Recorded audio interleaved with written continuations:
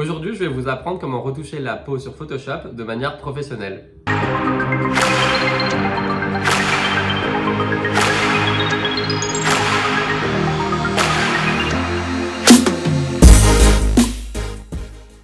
Bonjour à tous, je suis Danny Tran, photographe artistique, et pour ceux qui ne me connaissent pas encore, vous pouvez retrouver mon travail sur Instagram à @danny.tran. Donc aujourd'hui on se retrouve pour une vidéo tuto retouche beauté. Donc il faut savoir que la retouche beauté est différente pour chaque photographe, puisque chaque photographe a son style et sa vision des choses. Pour ma part, en tant que photographe, mais également en tant que dessinateur dans un style de portrait hyper réaliste, j'ai l'habitude de travailler la texture de la peau de manière très proche. Et c'est pourquoi mon style est vraiment très différent de celui des autres. Donc on va commencer la vidéo tuto. Déjà juste pour vous expliquer, moi je travaille toujours la retouche beauté à la fin de l'editing de mes photos. Tout simplement parce que je préfère commencer par la partie coloring. Pourquoi? Parce que ça m'arrive très souvent de réaliser tout le coloring de mes photos et à la fin en fait me rendre compte que l'univers que je donne à la photo et même la photo de manière générale finalement ne me parle pas plus que ça. Et donc ça m'arrive parfois après 1 heure voire 2 heures de retouche sur la colorimétrie etc. de la photo, je décide de complètement l'abandonner et d'en retoucher une autre. En plus de ça, moi ça me permet de visualiser en amont vraiment l'ambiance et l'univers que je vais donner à la photo et d'adapter ma retouche beauté par rapport à ça. Parce que pareil, dans cette vidéo, je vais vous expliquer que je ne fais pas exactement la même retouche beauté tout le temps. Je vais vraiment l'adapter en fonction du rendu final que je veux pour ma photo. Donc, je vous propose de commencer ça tout de suite. Donc pour ça, j'ai choisi cette photo qui est une photo de notre projet Gemstones avec Make Up My Doll. Là, c'est le projet Quartz Rose. La modèle, c'est Louve. Je vous mets son Instagram dans la barre de description. Et la make-up artiste sur ce projet, c'est Ambre. Pareil, je vous mets son Instagram dans la barre de description. Donc on va commencer tout de suite. Donc comme je vous ai dit, j'ai déjà préparé la retouche coloring en amont, vu que c'est pas le sujet de cette vidéo. Voilà la photo avant, donc ça c'est la photo brute. Et voilà la photo avec le coloring. Je vais laisser le coloring apparaître pendant tout l'editing. C'est pour garder l'univers de la photo et adapter ma retouche par rapport à ça. Donc on va commencer tout de suite avec une première technique de retouche qui est la séparation de fréquence. Pour appliquer la séparation de fréquence, on va d'abord dupliquer le calque 2 fois. Donc je vais faire ça, je duplique le calque. Donc pour ceux qui ne connaissent pas les raccourcis, c'est CTRL-J sur Photoshop pour dupliquer un calque. Donc là j'ai dupliqué 2 fois. Je vais d'abord masquer le deuxième, j'en ai pas besoin tout de suite. On va d'abord se concentrer sur le premier. Donc en fait sur le premier calque, ça va correspondre aux couleurs de la photo sans la texture. Pour faire ça, on va tout simplement flouter la photo. Pour ça, il y a encore une fois plusieurs techniques. Il y en a qui utilisent le flou gaussien. C'est une technique que j'utilisais avant et maintenant j'utilise plutôt la médiane. Le rayon de la médiane, je le mets généralement entre 4 et 11, ça dépend des photos. Là, vu que c'est une photo très zoomée, je pense que 8 c'est pas mal. En gros, ce qu'on va rechercher, c'est un rendu suffisamment flou pour masquer la texture de la photo, mais pas non plus que ce soit trop flou, parce que sinon ça va nous empêcher de pouvoir travailler le calque par la suite. Donc là 8 ça me paraît un bon entre deux, donc je l'applique et ensuite je viens le réappliquer une deuxième fois. Trouvez le raccourci ici qui permet de réappliquer exactement les mêmes réglages, et vu qu'on ne va pas les changer, par exemple je peux aussi faire ça, vu que je le laisse à 8, et ben je le réapplique tout de suite une deuxième fois. Ensuite, maintenant je vais faire le calque numéro 2, donc je le réactive. Ce deuxième calque va correspondre en fait aux textures de la photo. Là je vais dans Images, appliquer une image, et là je vais choisir arrière-plan copie, c'est mon premier calque de séparation de fréquence. Je mets sur inversé, en opération je mets sur addition, opacité 100%, échelle 2 et décalage 0. Je fais OK et ensuite je mets le calque en lumière linéaire. Voilà les deux calques de séparation de fréquence. Je vais les regrouper dans un groupe. Donc je fais CTRL-G et je vais mettre retouche beauté. Si je désactive ces deux calques, vous voyez qu'il n'y a absolument aucune différence. C'est sur cette base qu'on va travailler pour modifier et corriger notamment les imperfections de la peau. Pour ça, je vais déjà dupliquer mes deux calques. Normalement, je ne fais pas ça. Là, je le fais uniquement pour pouvoir vous montrer après, l'avant-après. Ok, on va d'abord travailler sur le premier calque qui correspond donc aux couleurs. Donc pour ça, je vais désactiver le deuxième pour ne voir que ça. Et en fait, sur cette première étape, on va venir corriger grossièrement les premiers défauts. Donc là, on utilise l'outil correcteur. Donc c'est l'outil pansement que vous voyez ici. Là, je vais venir tamponner des zones qui ne comportent pas de défauts pour venir les reproduire sur des zones à côté. Là, on va corriger notamment les gros boutons, etc. Là, il faut savoir aussi que le shooting est fait dans une baignoire avec de l'eau qui était assez chaude. Et donc du coup, ça crée un peu de l'humidité. Et ce qui fait que ces pores étaient notamment particulièrement dilatés. Le maquillage a aussi coulé. Donc ça, on va pouvoir aussi le corriger par la suite. Qui en fait vont venir accentuer les imperfections.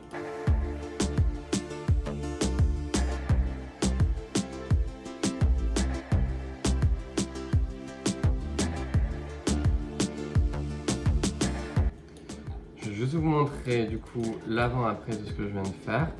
Je vais faire ça là. En fait, voilà. Donc ça c'est après et voilà avant. Donc voilà, il reste encore pas mal d'imperfections. On veut pas non plus avoir un rendu super propre. Donc là c'est une première couche avec l'outil pansement. Et maintenant je vais prendre l'outil lasso. Donc c'est un outil de sélection. Et je vais sélectionner des petites zones du visage, zone par zone en fait. Donc là par exemple je vais choisir ici. Et je vais faire un filtre médiane, où cette fois je vais pas mettre à 8 mais je vais augmenter justement. Généralement je mets autour de 20. Donc là, vu que la photo est très zoomée, je vais peut-être me permettre de pouvoir monter un peu plus. Peut-être 26. Voilà. Ça va permettre de lisser la zone. Et je vais faire ça un peu sur toutes les zones du visage. Je vais juste annuler celui que je viens de faire. Parce qu'en fait là il y a une zone de lumière qui est atténuée si je fais mon filtre de médiane. Donc je vais juste la contourner. Car je veux garder cette lumière et son intensité.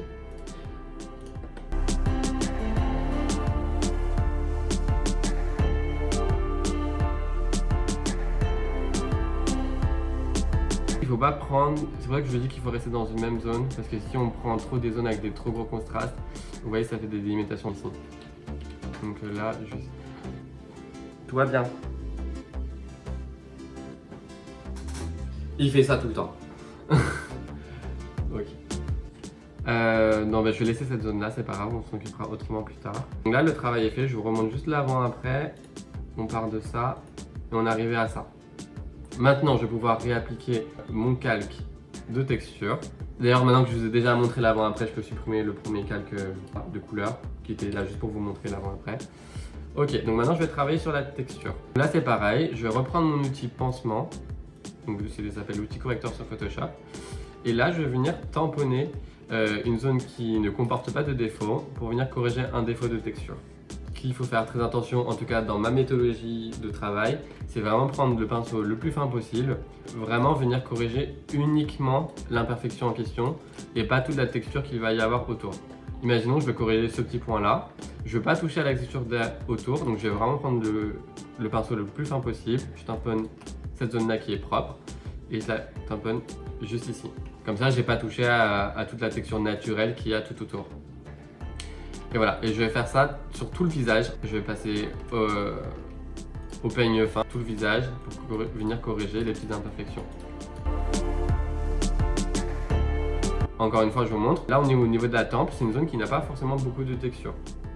Tandis que là, sur les pommettes, comme vous pouvez le voir, c'est une zone qui est très texturée avec beaucoup de grains.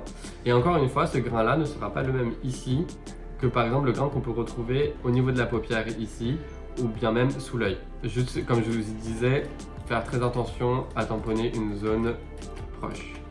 Après, je dis proche, mais en gros ce que j'entends par là, c'est juste récupérer une zone qui comporte la même texture que la zone qu'on veut corriger. Dans cette étape, ce que je vais corriger, c'est vraiment des imperfections de texture. Donc concrètement, ça correspond aux boutons, des plus petits boutons notamment qui n'ont pas pu être corrigés avec la première étape. Les poils, comme ici, ou bien encore, par exemple là je vais montrer dans l'œil, les petites veines.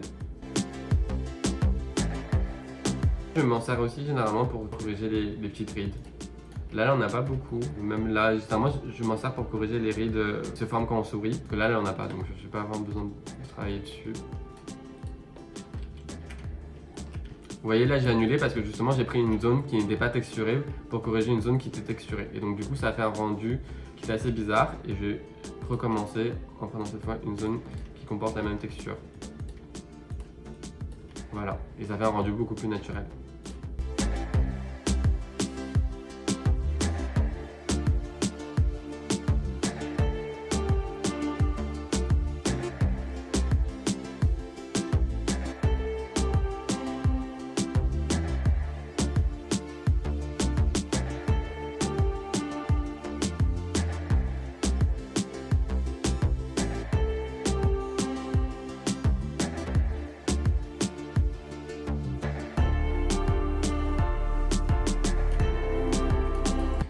c'est là où je vous disais que je vais vraiment adapter ma retouche beauté par rapport à la thématique de la photo et le rendu final que je veux donner à ma photo.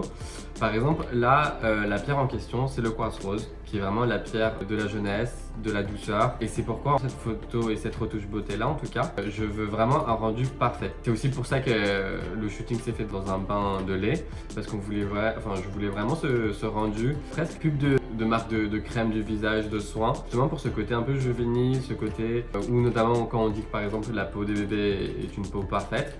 C'est vraiment ce rendu-là que je recherche pour cette photo. Et c'est pour ça que je corrige vraiment la moindre petite imperfection. Alors que sur d'autres photos avec d'autres thématiques, je ne vais pas forcément le faire de manière aussi poussée. Et ça s'applique notamment beaucoup pour tout ce qui est les grains de beauté. Là, par exemple, là, la modèle, elle en a pas, mais si elle en avait, je les aurais enlevés parce que ça correspondait pas à ce que je voulais. Alors que pourtant, 3/4 du temps, je laisse les grains de beauté parce que je considère que ça fait partie de l'identité de la modèle. Après, sur des projets artistiques que je veux mettre en valeur, c'est pas forcément le portrait de la modèle, mais vraiment le personnage que je veux interpréter. Et c'est pour ça que là, je me permets d'enlever justement des petits grains de beauté ou des petites marques qui vont identifier la personne. C'est vraiment chiant. En fait, pour vous dire la vérité, c'est la deuxième fois que je tourne cette vidéo. Parce que intelligent comme je suis, je n'ai pas filmé la première fois. C'est-à-dire que j'ai filmé la vidéo, donc je me suis filmé en train de vous parler, donc c'est bien beau. Mais j'ai oublié de lancer la caméra pour filmer l'écran. Donc tout simplement, j'ai une vidéo où je vous explique tout comment faire et tout bien. Mais j'ai aucun visuel pour vous montrer la retouche. Donc là, du coup, je suis obligé de tout refaire. Et c'est aussi pour ça que je vais assez vite et que je laisse un peu passer quelques petits détails. Parce que honnêtement, j'ai déjà passé 1h30 à le faire une première fois. J'ai un peu perdu patience.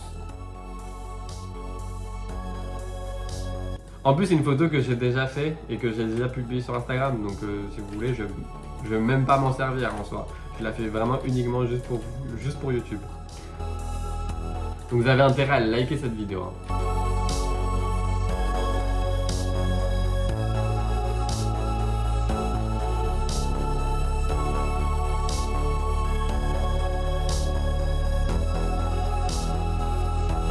Ok, faut pas hésiter aussi à dézoomer pour vraiment avoir une vision globale, voir un peu ce qu'on aurait pu oublier.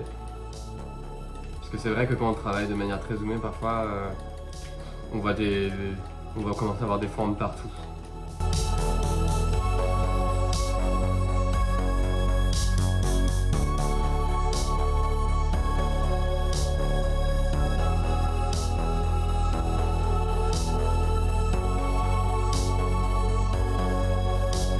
En fait, ce qu'on va vraiment rechercher, c'est le rendu le plus entre guillemets naturel possible.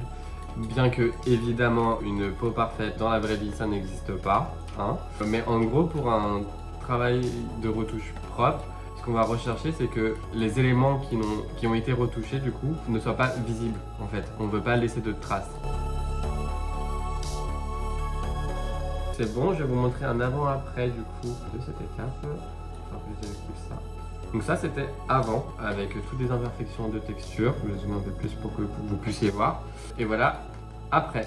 Je vais le supprimer parce qu'encore une fois ce calque là était là juste pour vous montrer l'avant-après. Maintenant je vais vous montrer l'avant-après du coup de toute la partie séparation de fréquences de ce qu'on a fini. Ça c'était avant. Et voilà après. On a fait un premier nettoyage de la peau avec la technique de la séparation de fréquences. Et maintenant on va passer à la deuxième phase qui est la technique du Dodge and Burn. Pour la technique du Dodge and Burn, donc je fais un nouveau calque, je fais édition remplir avec un 50% gris. Et là je le passe en lumière tamisée. Avec cette technique là, le fait de mettre le calque en lumière tamisée, ça veut dire que tout ce qui est à 50% de gris va être invisible. Donc là par exemple si je désactive le calque, vous voyez qu'il n'y a absolument aucune différence. Justement le calque est invisible. Ça permet de pouvoir jouer sur des zones de lumière et d'ombre en utilisant l'outil densité moins, donc qui est la petite loupe ici, ou l'outil densité plus, donc qui est la main, pour éclairer ou assombrir ce calque. Je vais l'appeler Dodge and Burn. Et je vais la dupliquer quelques fois. Parce que j'aime bien séparer mon travail de Dodge and Burn entre les différentes choses que je vais faire, je vais vous montrer tout de suite. Juste aussi pour le Dodge and Burn, moi je le fais de cette manière, donc avec le calque à 50% de gris. D'autres qui le font avec d'autres techniques, notamment avec la technique des courbes par exemple. Moi j'ai choisi cette technique-là, tout simplement parce que pour avoir testé les deux, je préfère celle-là qui correspond selon moi davantage à mon style. Parce que c'est vrai qu'avec le remplissage à 50%, je trouve que ça donne un rendu un peu plus dessiné, plus peinture. Et donc du coup, ça correspond un peu à l'univers fine art que j'ai pour mes photos. Donc juste avant de commencer le Dodge and Burn, ce que je fais, c'est que j'applique un calque de noir et blanc. Voilà, donc c'est juste pour passer la photo en monochromatique pour pouvoir mieux visualiser les contrastes et les jeux de lumière sans que les couleurs viennent perturber notre vision. Donc je me mets sur mon premier calque, je vais l'appeler défaut. Sur ce premier calque, donc je vais venir corriger les imperfections. Je sais qu'on l'a déjà fait avec 2 étapes auparavant, c'est très long, c'est très chiant, mais on n'a pas encore fini. Et donc en fait, on est reparti là pour un tour avec le Dodge and Burn qui va nous permettre d'éclairer certaines zones. Là, vous le voyez par exemple très bien que le visage qu'on a déjà cliné, il comporte encore pas mal d'irrégularités et des imperfections qu'on va venir corriger avec cette étape-là de Dodge and Burn. Je prends l'outil du coup Loop qui permet d'éclairer l'image et je vais venir parcourir sur toutes les zones d'ombre, donner un rendu un peu plus lisse.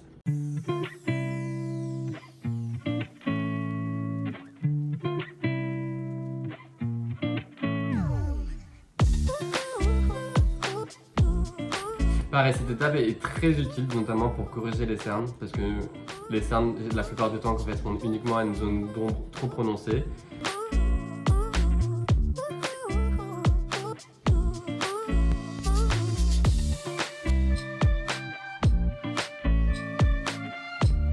Et oui, et juste, du coup j'ai oublié de le dire, je travaille en exposition à 5%, vous pouvez voir ici.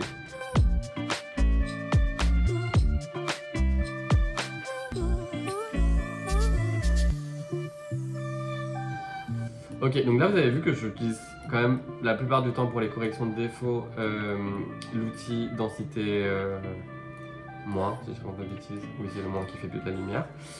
Mais c'est pas le cas, c'est-à-dire que j'utilise aussi pas mal l'outil densité plus pour faire des zones d'ombre, notamment par exemple ici, vous voyez, qui me permet de corriger les zones qui sont trop éclairées. Donc vraiment on joue avec les deux et pas avec un seul.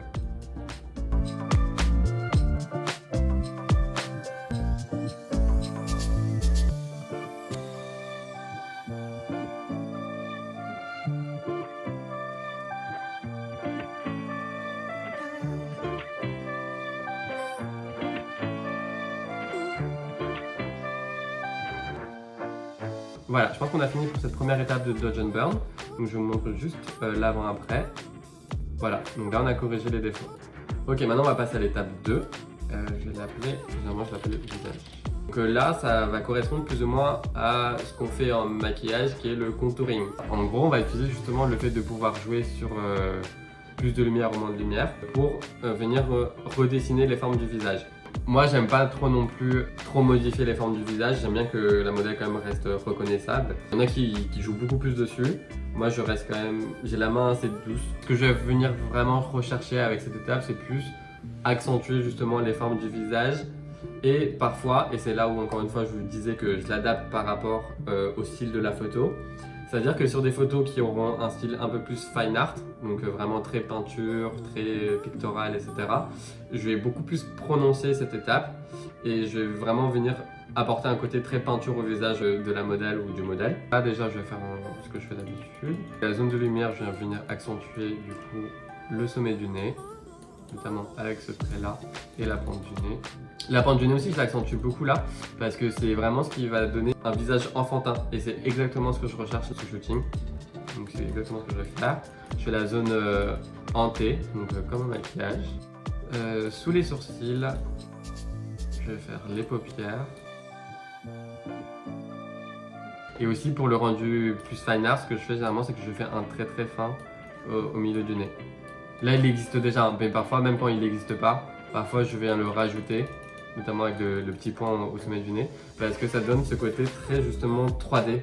Et là pareil, je vais le faire ici, là, au niveau du menton, et l'arc de Cupidon. Ensuite, je vais venir dessiner les lèvres. Donc là pareil, là ça va être la retouche classique, juste pour un peu accentuer les reliefs. Donc, je vais d'abord faire toutes les zones de lumière. Ensuite, je vais faire les pommettes et le menton et la mâchoire. Donc là, pareil, je vais pas trop jouer vraiment sur les pupilles. Il y a beaucoup de gens qui accentuent énormément la couleur des yeux des modèles. Moi, j'aime pas le faire parce que je trouve que c'est... Enfin, moi, je vois un peu ça comme un piège. J'ai l'impression que c'est tellement facile à faire qu'on a tendance à surdoser à fond la couleur des yeux. Et je trouve que à la fin, ça se voit en fait que la couleur des yeux a été retouchée. Donc, c'est pas... J'aime pas faire ça. J'aime bien juste laisser la couleur naturelle. Je vais venir juste peut-être un peu amplifier les petits éclats de lumière dessus, qui permet de donner un regard un peu plus vivant, mais vraiment pas plus. Voilà. Ensuite, je passe aux zones d'ombre, donc du coup avec le même outil que tout à l'heure. C'est juste pour donner le relief au globe oculaire. Je redessine le trait de la paupière. Je passe généralement un rapide coup sur les sourcils. Je redessine le nez. Là, du coup, je vais faire un peu en bas aussi, vu que ce côté enfantin. Un peu là dans le coin interne de l'œil. À l'intérieur des lèvres et sous la lèvre. Pareil, un peu comme pour le contouring, on va venir prononcer sous les pommettes. Et j'aime bien aussi généralement venir faire sous le menton et la mâchoire. Voilà. Ce que j'aime beaucoup faire aussi généralement, pareil pour ce côté un peu 3D, je prends la zone de lumière très fine et je viens venir accentuer ce petit liseré de reflet de lumière au bord du visage. Ça, c'est quelque chose que j'aime beaucoup faire. Il ne faut pas oublier les oreilles. Et je pense qu'on est bon pour cette étape, donc je vous montre l'avant-après. Vous voyez, donc on a quand même redessiné les formes du visage. Étape 3. Là, je vais m'en servir pour réaccentuer le maquillage. Comme je vous ai dit, le maquillage a pas mal bougé pendant le shooting. Et donc du coup, je savais déjà que j'allais devoir retravailler ça en post-production. Donc du coup, je vais faire ça. Je vais l'appeler make-up. Je vous remets juste 2 secondes la couleur. Vous voyez que là, normalement, dans le maquillage, on est censé avoir en fait une zone rose qui va des joues au nez jusqu'à l'autre joue. Ça a un peu été perdu pendant le shooting, du coup, et je vais venir le réappuyer avec la zone d'ombre.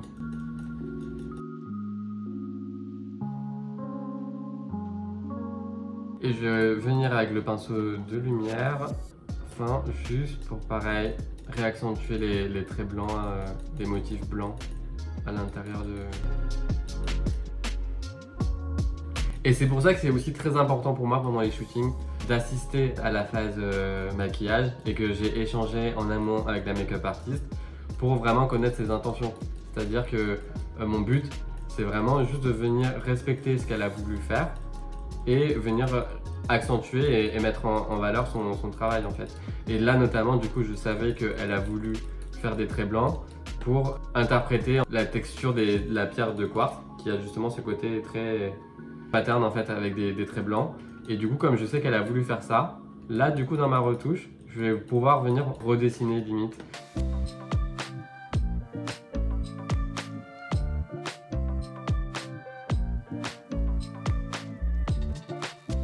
Pour le dernier. Après, je peux parfois encore le dupliquer, hein, au cas où si j'en ai encore besoin par la suite, comme ça j'en ai un sous le coude. Mais celui-là, du coup, je vais faire les cheveux. Donc là, c'est pareil, c'est toujours le même principe. Je prends un pinceau assez fin et je viens redessiner les mèches de cheveux en accentuant du coup sur cette zone de lumière.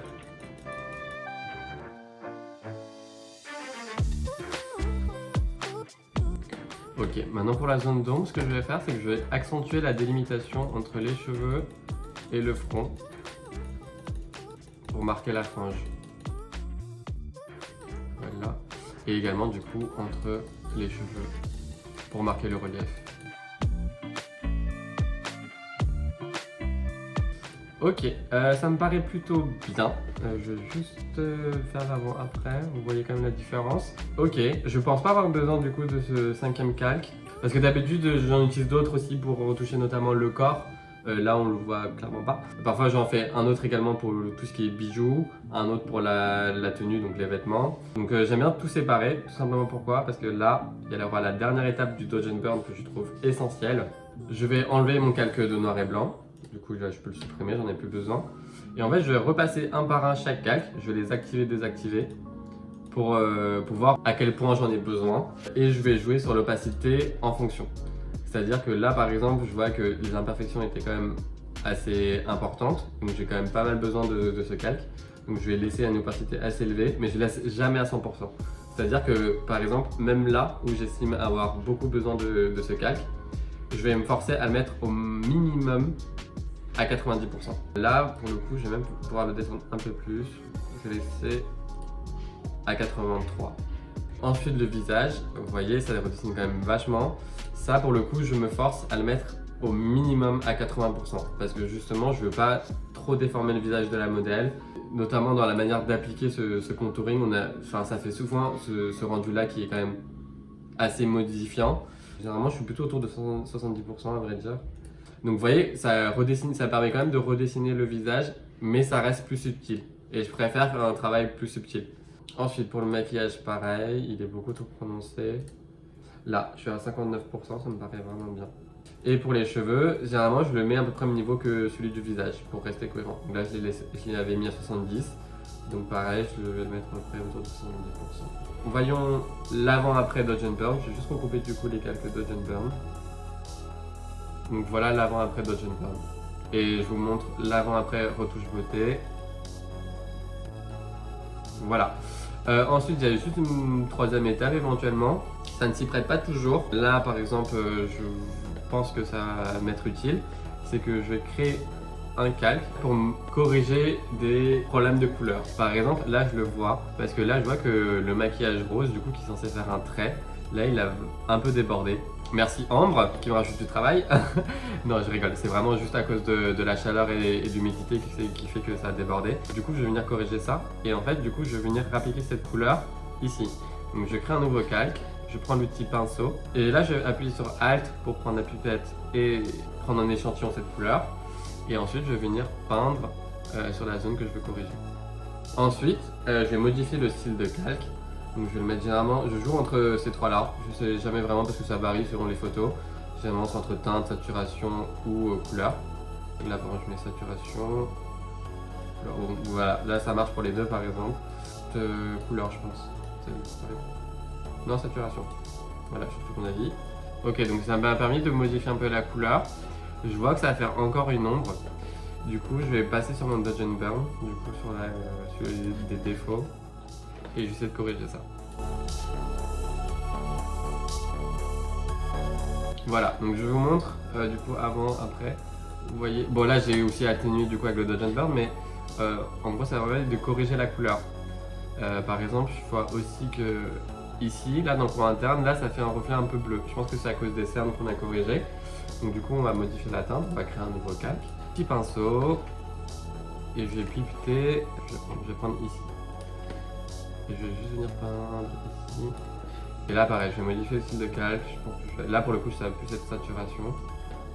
Et je vais baisser l'opacité. Voilà, vous voyez ça corrige un peu le bleu. Je pense que là on est à peu près bon. On a fini pour cette retouche beauté. Juste la petite touche finale. Je désactive mon filtre coloring. Je fais un CTRL ALT SHIFT E qui me permet en fait de fusionner tous les calques visibles. Et là, je vais juste appliquer un petit filtre de Passo. Donc c'est dans Filtre, Divers, Passo. Généralement, je le laisse à 6,8. Je le mets en lumière tamisée et je le baisse à peu près 70%. Et donc, du coup, ça permet juste d'augmenter la netteté de la photo. Et donc, du coup, je zoome un peu. Ça permet d'accentuer la texture de la peau. Et voilà pour le rendu final. Donc, je vous montre juste encore une fois l'avant-après. Donc voilà l'avant retouche beauté et l'après retouche beauté. Donc voilà, j'espère que cette vidéo vous a plu et qu'elle vous a été très utile. Si c'est le cas, n'hésitez pas à liker et à commenter. N'hésitez pas aussi à partager cette vidéo et à me dire quel type de tuto vous voudriez voir. Je serais ravi de vous apprendre de nouvelles choses. Également, abonnez-vous à la chaîne du coup pour découvrir ces nouveaux contenus. Merci, à très vite.